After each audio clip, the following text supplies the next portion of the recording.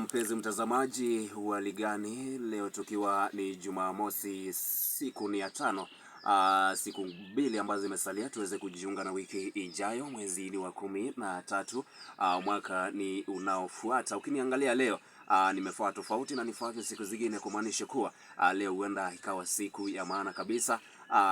Imengonga mwendo wa saa 2 za mchana, na sasa nataka kupeleka moja kwa moja hadi kwenye habari zetu ambazo upande mwingine kila wakati na kukumbusha kuwa hazijaaminika. Kwa hivyo ukizisikia hapa usije ukazitangaza, kwani huenda ukafunguliwa mashtaka. Na kabla hatujaanza taarifa yetu ya habari, kuna msemo siku moja babu yangu asheniambia.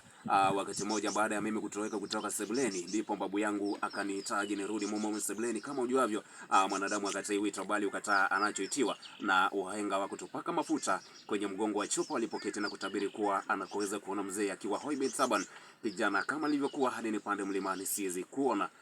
Niliporejea ndipo babu yangu kaniambia, tajiri anapogojeka maskini wote hukusanyikia kwake wakiwa na chochote mikononi na kumjulia hali pamoja na kumpa pole zao, lakini maskini anapogojeka umwambie apambane na hali yake bila kumwona yote kwa kumjulia hali, na anapopona ndiye anayeenda kuelezea matajiri alivyonusurika kutokana na ugonjwa.